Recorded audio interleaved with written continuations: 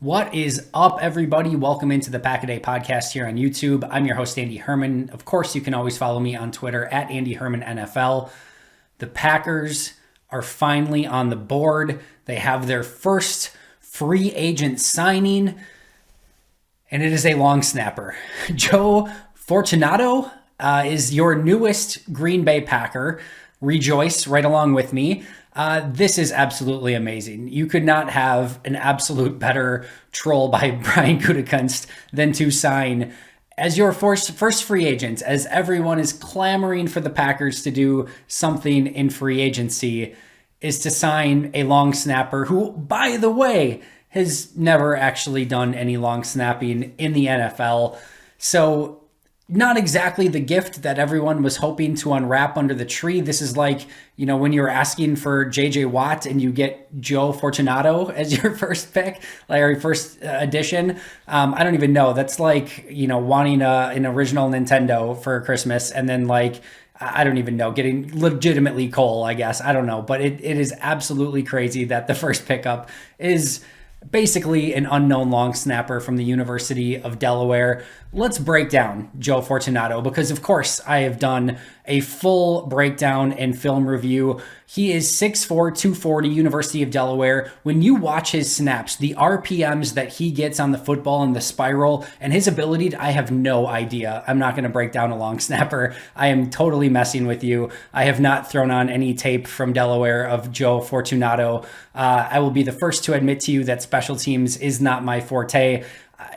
I'm sure Hunter Bradley's had some ups and downs. I'm sure J.K. Scott's had some ups and downs, but I have no idea, just full transparency, how to scout a long snapper. So, I did see a couple clips on YouTube of some of his, as he was practicing long snapping, I guess.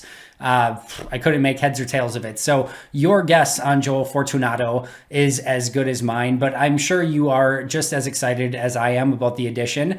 It does definitely mean something for Hunter Bradley. And if you remember correctly, Maurice Drayton, the new special teams coordinator, in his very first press conference as special teams coordinator, basically put J.K. Scott and Hunter Bradley on blast and basically said their backs are against the wall and they know that. Well, for Hunter Bradley, your back's even more against the wall now as you have competition on the team.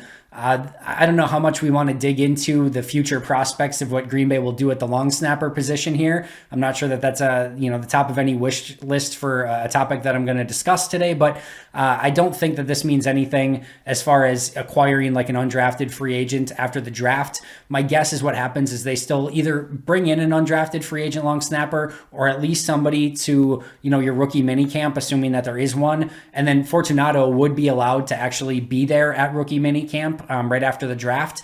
And then you look at Fortunato as well as any rookie that you would bring in as a your undrafted free agent or just somebody that you want to take a look at in rookie minicamp, and you just let them battle it out for a few days, and you then pick between those two to see who actually comes to minicamps, OTAs, training camp, etc., to probably compete with Hunter Bradley. So I don't think this ultimately means anything at this point, other than that Hunter Bradley has competition. The one thing I did say on Twitter, the only troll that would have been better for Brian Gutekunst, and this amongst a trillion other things is why I'm not general manager of a team. When the Bears cut Kyle Fuller, if I was Gutekunst or GM of the Packers, immediately I would have done everything in my power to sign Kyle Fuller, the former center for the Seahawks, because there's another Kyle Fuller who's an unknown, third string center. And I would have immediately signed him so that Ian Rappaport could have tweeted Packers sign Kyle Fuller. And it's not the Kyle Fuller. It's another one that's a third string center who's actually an interesting prospect coming out of college. Actually had a huge RAS in athletics score, but hasn't really done much in the NFL. But it just would have been the perfect troll. But I guess the next best thing is signing a long snapper a week after free agency has started as your first non-Packer free agent to sign. But we'll see what happens. It'll be an interesting competition, I guess, at the long snapper position.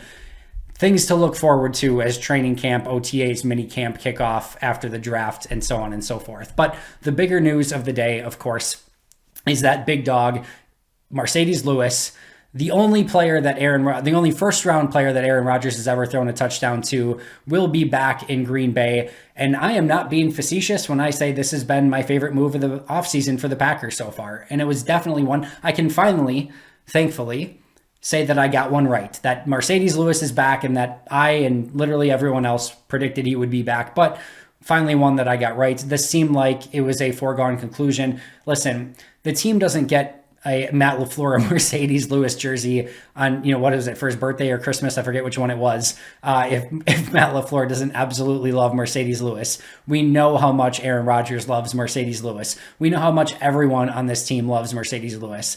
This is a fantastic signing for a variety of different reasons, whether it's locker room, whether it's presence, whether it's leadership, whether it's pass blocking, whether it's run blocking. When I asked Nathaniel Hackett about Lewis and, if they wanted him back and if there's, just his thoughts on his play, I mean, Nathaniel Hackett was over the top, saying there's nobody else in the league that can do what Marcedes Lewis does. And I unequivocally agree with Nathaniel Hackett. And I just think when you're the best at anything in the NFL, I don't care if you're age 38, 39, if you're the best at something in the National Football League, that has immense value. And what Marcedes can do as a blocker at the tight end position is so important to Matt LaFleur, so important to this system, so important to Aaron Rodgers.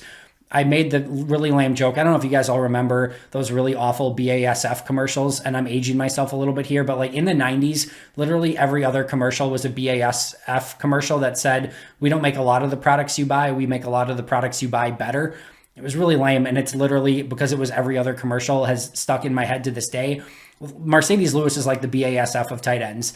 He doesn't make a lot of the products on your roster, players on your roster, but he makes every player on your roster better. And specifically, of course, the offense. I'm not sure how much he makes Kenny Clark better, but Devontae Adams, Aaron Jones, Aaron Rodgers, even David Bakhtiari in the offensive lineman, especially the tackles, like every one of those major players on your offense is better because Marcedes Lewis is on the team. There are glue guys in the NFL, and then there are guys that just make things work. And Marcedes Lewis is a guy that makes things work. And I have mentioned this on this podcast as well as the audio version of the podcast multiple times before. There are plays where it's set up for Marcedes Lewis to block an edge rusher, basically one-on-one, but they'll have an offensive lineman that'll be backing him up, or a running back that'll be set to pick it up if Marcedes Lewis kind of allows an initial pressure, and the offensive lineman or the running back ends up just waiting, doing nothing more often than not, because Marcedes Lewis literally looks and feels like an offensive lineman in those situations. I have never in my time seen a tight end who can basically go out there and block defensive ends and edge rushers one-on-one as if he were a right tackle or a left tackle. It is crazy what he is able to do. And it's not only that, like there were plays, even going, back to the play, I think it was Shaq, it was either Shaq Barrett or Jason Pierre-Paul. Now that I'm saying it, I think it was JPP. But there was a play where he just mauls him and like throws him and just, basically runs him out of the boundary. It was crazy. And he's doing that, still at age 37, 38. And he is still on the top of his game as a blocker. And listen, we have seen Marcedes Lewis try to run after the catch, and frankly, it's not something I really will have the pleasure of watching again. It is slow as slow can be.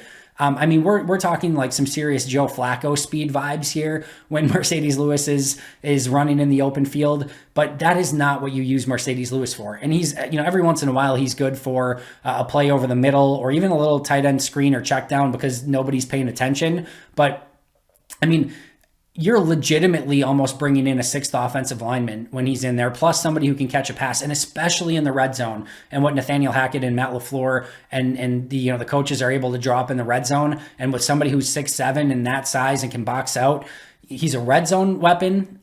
Maybe weapon's a little bit strong there, but he's definitely a red zone target and somebody that's usable in the red zone. He's one of the best, if not the best, run blocking tight end in football. He is one of the best, if not the best, pass blocking tight ends in football. And again, he makes everyone else on offense around him better. I mentioned I posted my grades. I started grading 4 years ago, and I posted my grades for the 4 years of tight ends in total. Number one on my list, Marcedes Lewis, plus 12.6, followed by Bobby Tunyon, well behind, plus 3.10. Then Dominique Daphne, Martellus Bennett, Emmanuel Byrd, Josiah DeGuara, Evan Bayless, all about even. Jay Sternberger, negative 1.6. Richard Rodgers, negative 3.25. Lance Kendricks, negative 9.35. And Jimmy Graham, negative 11.85. So Marcedes Lewis, well above and beyond anyone in the last 4 years that I have graded at tight end. And it wasn't always that way. In 2018, when they brought Marcedes Lewis in, he had what, a negative 1.85, something like that grade, I want to say. Like, he played poorly that year. But if you go back and you watch 2018 and what happened, 2018, what happened in that season is Mike McCarthy didn't use him. He would literally be on the field like 5 or 6 snaps per game, and it would be like a snap in the first quarter, and then like a snap in the third, and then a couple snaps in the fourth, and it would be like completely disjointed. He would come in completely cold, having not played all game, play a snap and then sit out a quarter and then play a snap, and it was just so disjointed. And you could tell, like, it is tough to get involved in the game when you get 4 or 5 snaps a game and they're not even in consecutive order. And Mike McCarthy never used them right. And the story goes that he was ready to retire after that season. And I don't blame him after how Green Bay used him that season. He was basically a cast-off. He might as well have been in the only 6'7" guy at 290 ever in witness protection program. Like, you couldn't find him.